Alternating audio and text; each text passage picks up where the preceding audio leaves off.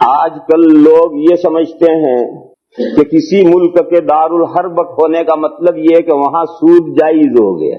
اب خوب سود کھاؤ، دو اور خوب لو، لوگوں سے سود لو بھی اور دو بھی، اور جتنے ناجائز معاملات ہیں عقود فاسدہ وہ سب جائز ہو گئے وہاں. یہ لوگوں نے سمجھ رکھا ہے. یہ جو لوگوں نے سمجھ رکھا ہے یہ قطعاً غلط ذہن بنا ہوا ہے، قطعاً غلط ذہن بنا ہوا ہے. میں آپ کو ایک حدیث سناؤں، اس حدیث سے آپ اس مسئلے کو اچھی طرح سمجھ جائیں گے. مکی دور ہے، ابھی حضور اکرم صلی اللہ تعالی علیہ وسلم اور صحابہ کرام ہجرت فرما کر مدینہ نہیں آئے. مکی دور میں جزیرت العرب کے پڑوس میں دو حکومتیں تھی. ایک تھی ایران کی حکومت، یہ مجوسیوں کی حکومت تھی، اور ایک تھی رومن ایمپائر، یہ کرسچنوں کی عیسائیوں کی حکومت تھی. ایرانی آگ کو پوجتے تھے، جیسے مکہ کے مشرکین مورتیوں کو پتھروں کو پوجتے تھے، یہ ایران کے لوگ آگ کو پوجتے تھے.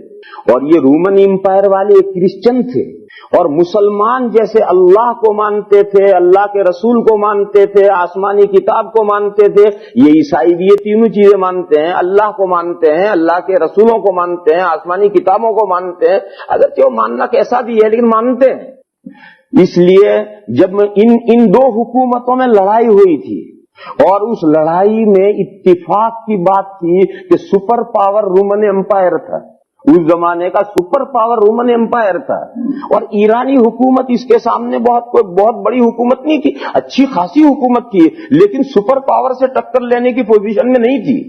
لیکن پھر بھی ان دونوں کی ایک جنگ ہوئی، اور اس جنگ میں ایران جیت گیا، اور جیت کر کے اس نے ایک بہت بڑا علاقہ زمین کا ملک کا قبضہ کر لیا. جب یہ واقعہ جزیرت العرب کے پڑوس میں پیش آیا تو مکہ میں مشرکوں نے بغلیں بجائی، دیکھو ہماری پارٹی جیتی، دیکھو ہماری پارٹی جیتی.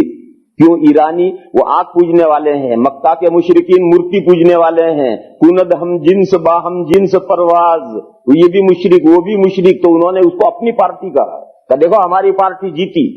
اور مسلمانوں کا منہ چڑھایا کہ تمہاری پارٹی یعنی رومن ایمپائر یعنی اہل کتاب دیکھو ہارے، تمہاری پارٹی ہاری.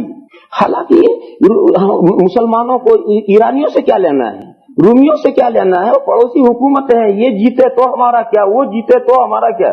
لیکن وہ یہاں جو مکہ میں اسلام اور کفر کی لڑائی ہو رہی تھی، وہ اسلام اور کفر کی لڑائی وہاں تک جاتی. ہمارے انڈیا میں ہم روز اس کے تماشے دیکھتے ہیں، دنیا میں کھیل ہوتے رہتے ہیں.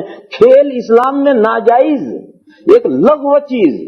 مگر اگر پاکستان کی ٹیم ہار جائے تو ہندو ٹوکرے بھر بھر کے مٹھائیاں تقسیم کرتا ہے. ارے پاکستان کی ٹیم ہار گئی، تمہیں کیا ملا؟ مسلمانوں کا منہ چڑھانے کے لیے کہ دیکھو تمہاری پارٹی ہاری. اور پاکستان کی ٹیم جیت جائے تو مسلمان دکان کی دکان لٹا دیتا ہے مٹھائی کی. ارے بھی پاکستان کی ٹیم جیتی، تمہارا کیا ہے، تمہارے ملک کی تھوڑی نہیں، وہ اسلام اور کفر کی لڑائی. پاکستان کی ٹیم ہارے گی یا جیتی تمہارے. اسی طریقے سے مکے کی میں جو ہماری تمہاری لڑائی ہو رہی اس میں بھی ہم جیتیں گے تم ہارو گے. نیک فالی اور بد فالی، انہوں نے نیک فالی لی کہ مکہ میں بھی ہم جیتیں گے. جب یہ مسلمانوں کے چاروں طرف سے مسلمانوں کے منہ چڑھائے گئے اور تانے کسے گئے، پھپتیاں کسی گئی، تو قرآن کریم میں سورہ روم کی شروع کی آیتیں نازل ہوئی.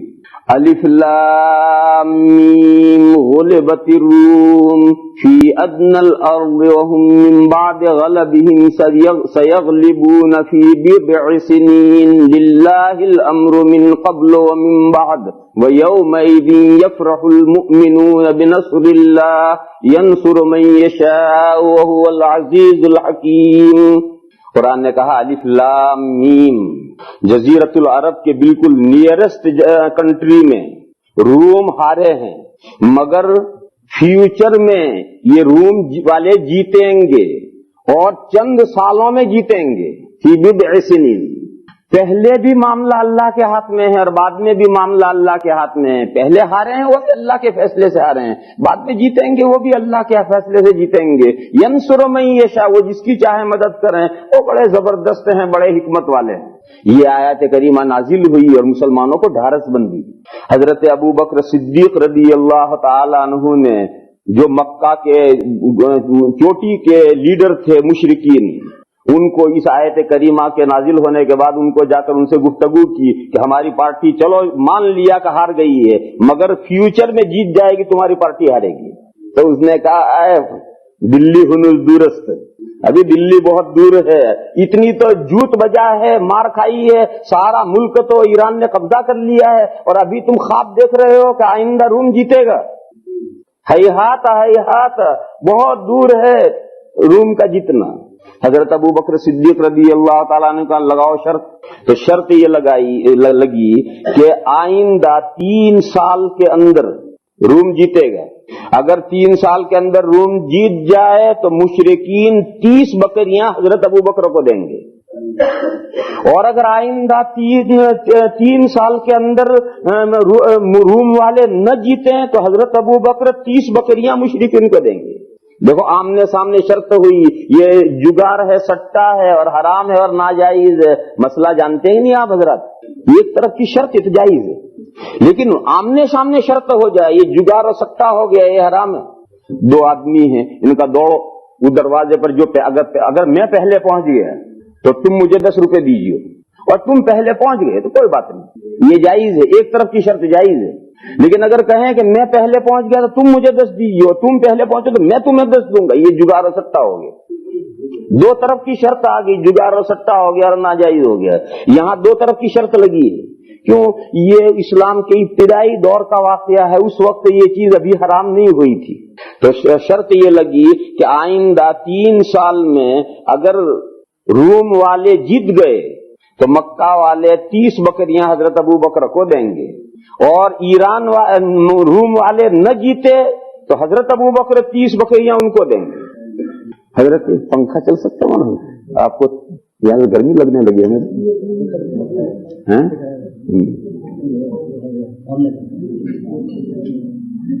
بس اب یہ پنکھے چل رہے ہیں، اسے یہ کافی ہو جائیں گے۔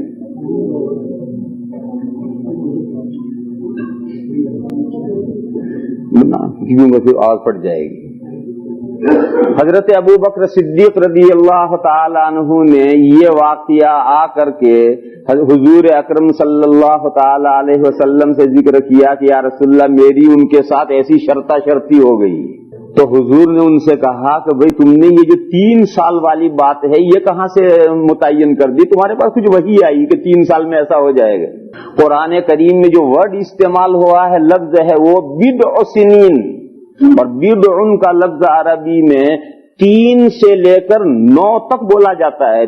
3 بھی بدون ہے، 4 بھی بدون ہے، 5 بھی بدون ہے، 6 بھی، 7 بھی، 8 بھی، 9 بھی، 9 تک بدون بولا جاتا ہے۔ 10 پر بدون نہیں بولا جائے گا، 2 پر بدون نہیں بولا جائے گا۔ تو حضرت ابو بکر صدیق رضی اللہ تعالیٰ عنہ نے جو بدع لفظ میں جو کم سے کم 3 تھا وہ 3 لے کر انہوں نے معاہدہ کر دیا۔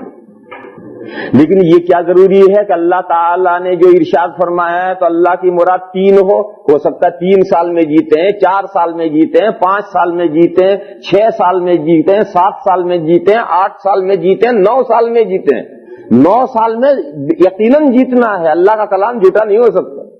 لیکن یہ 3 سے لے کر 9 سال تک تو ہر عدد پاسبل ہے، کسی بھی سال میں جیت سکتے ہیں، تم نے 3 کا عدد کیوں مقرر کر دیا؟ تو حضرت ابو بکر صدیق رضی اللہ تعالیٰ عنہ کو یہ خیال آیا کہ بھئی یہ غلطی ہوئی مجھ سے۔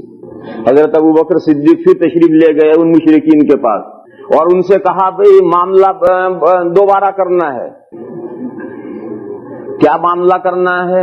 انہوں نے کہا فیوچر میں پھر ایران اور روم کی جنگ ہوگی اور روم جیتے گا، اور جو علاقہ ایران نے قبضہ کر لیا ہے وہ سارا روم والے واپس لیں گے اور کچھ زائد قبضہ کریں گے، مگر 9 سال میں یہ واقعہ ہوگا، 3 کے بجائے 9 سال۔ اور 9 سال میں اگر یہ واقعہ اگر ہو جائے تو تمہیں 100 بکریاں مجھے دینی پڑیں گی، اور 9 سال میں نہ ہو تو 100 بکریاں میں تمہیں دوں گا۔ اب وہ 30 بکریوں کی 100 بکریاں کر دی انہوں نے۔ تو جب 30 کی 100 بکریاں ہو گئی تو ٹکٹ کی قیمت بڑھ گئی، تو مشرکین تیار ہو گئے، اور معاملہ اب یوں ہو گیا کہ آج یہ سودا ہو رہا ہے، اس وقت سے لے کر کے 9 سال پورے ہونے تک روم جیتے گا، اگر جیت جائے گا تو مکہ والے 100 بکریاں دیں گے، اور روم نہیں جیتے گا، لڑائی ہوئی نہیں تو روم کہاں سے جیتے گا؟ یا لڑائی ہوئی مگر روم نہیں جیت سکا تو حضرت ابو بکر 100 بکریاں ان کو دیں گے۔ یہ معاملہ ہو کر کے بات ختم ہو گئی، زمانہ آگے بڑھا، سال پر سال گزرتے رہے، یہاں تک کہ ایک وقت آیا کہ حضور اکرم صلی اللہ تعالی علیہ وسلم اور صحابہ اور حضرت ابو بکر سب مکہ سے ہجرت کر کے مدینہ چلے گئے۔ مدینہ جانے کے بعد بھی 1 سال گزر گیا، 1 سال گزرنے کے بعد دوسرا سال شروع ہوا۔ آپ حضرات کو معلوم ہے کہ ہجرت کے بعد دوسرے سال میں یعنی سن 2 ہجری کے رمضان شریف میں جنگ بدر ہوئی۔ سن 2 ہجری کا جو رمضان شریف ہے اس میں جنگ بدر ہوئی ہے، اور رمضان کی 17 تاریخ کو جنگ بدر کے اندر مسلمانوں کو کامیابی اللہ تعالیٰ نے ارشاد عطا فرمائی۔ اور رمضان کے روزے کب شروع ہوئے ہیں؟ سن 2 ہجری کی شعبان کی 10 تاریخ کو وہی آئی ہے کہ رمضان کے روزے فرض۔ اس سے پہلے رمضان کے روزے فرض نہیں تھے، بلکہ عاشورے کا روزہ محرم کی 10 تاریخ کا روزہ رکھا جاتا ہے۔ رمضان کے روزے فرض ہوئے ہیں سن 2 ہجری کی شعبان کے مہینے میں 10 تاریخ کو وہی آئی۔ تو اب یہ شعبان کے 20 دن گزرنے کے بعد جو رمضان آیا ہے، یہ رمضان پہلا رمضان ہے جس میں حضور نے اور مسلمانوں نے روزے رکھے ہیں۔ یہی پہلا رمضان ہے، اسی رمضان میں جنگ بدر لڑی گئی، اور جس وقت جنگ بدر لڑی گئی تھی اس وقت لوگوں نے، حضور نے اور صحابہ نے روزے رکھنے بند کر دیے تھے۔ مسئلہ یہی ہے کہ جس جنگ شروع ہوگی تو روزے بند کر دیے جائیں گے، چاہے رمضان کے روزے ہوں تب بھی روزے بند کر دیے جائیں گے۔ ادھر تو یہ جنگ ہو رہی ہے مکہ والوں میں اور مسلمانوں کے درمیان میں، بدر میں جنگ ہو رہی ہے، ادھر جنگ ہو رہی ہے روم اور ایران کے درمیان میں جنگ ہو رہی ہے پڑوس میں، اور یہ 7واں سال ہے، وہ جو شرط لگی تھی وہاں سے یہ 7واں سال ہے۔ ادھر تو بدر کے میدان میں اللہ نے مسلمانوں کو کامیابی عطا فرمائی، اور ادھر رومی کامیاب ہو گئے، تو مسلمانوں کی خوشی 2 چند ہو گئی۔ ادھر ہم خود کامیاب ہو گئے، ادھر وہ جو ہماری پارٹی کے کہلاتے تھے وہ کامیاب ہو گئے، اور مکہ کے مشرکین کو 2 طرف سے جھوٹ پڑا، ایک تو وہ خود بھی ہارے اور ایک ان کی پارٹی وہاں ہاری۔ جب یہ معاملہ ہو گیا تو مکہ والوں نے شرط کے مطابق 100 بکریاں مکہ سے مدینہ بھیجی۔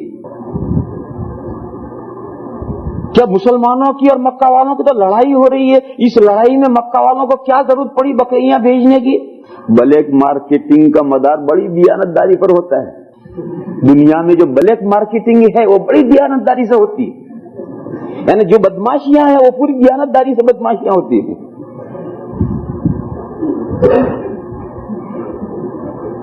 تو مکہ والوں نے وہاں سے 100 بکریاں باقاعدہ مدینہ بھیجی۔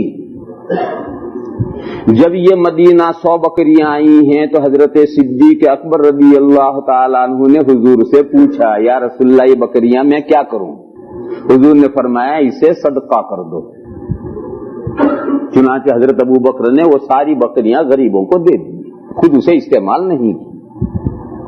دیکھو یہ سود کے قبیل کا مال ہے، معاملہ مکہ میں ہوا ہے، اور مکہ ابھی دار الحرب ہے، دار الکفر ہے، غیر اسلامی ملک ہے، وہاں کا معاملہ ہوا ہے، وہاں سے یہ بکریاں آئی ہیں، مگر حضور نے یہ بکریاں استعمال کرنے کی اجازت نہیں دی، یہ فرمایا اسے صدقہ کر دو، اور حضرت صدیق اکبر نے وہ ساری بکریاں صدقہ کر دی۔ یہ حدیث شریف ہے، اور حدیث کی سبھی کتابوں میں یہ حدیث شریف موجود ہے۔ لہذا جو لوگ یہ سمجھتے ہیں کہ دار الحرب میں ہم غیر مسلموں سے سود لے سکتے ہیں، وہ غلطی پر ہیں۔ دیکھو یہ تو میں نے مثال وہی دی کہ دار الحرب مکہ دار الحرب ہے، وہاں کے مشرکین جو غیر مسلم ہیں ان سے حضرت ابو بکر نے لیا، اس کے باوجود حضور نے ان بکریوں کو استعمال کرنے کی اجازت نہیں دی، اسے صدقہ کروائی۔ معلوم ہے کہ دار الحرب کے غیر مسلموں سے بھی سود لینے کی کوئی جواز نہیں، اور جب لینے کا جواز نہیں تو دینے کا جواز کہاں سے ہو جائے گا؟ لینے میں تو ہمیں طاقت ملتی ہے، انرجی ملتی ہے، جب لینے میں جو ہمیں طاقت اور انرجی ملتی ہے وہ جائز نہیں ہے، تو ہم سود غیر مسلموں کو دیں گے، وہ تو اپنے پیروں پر کلاڑی ماریں گے، اپنے آپ کا ستیہ ناش کریں گے، اپنے آپ کو کمزور کریں گے، وہ کیسے جائز ہو سکتا ہے؟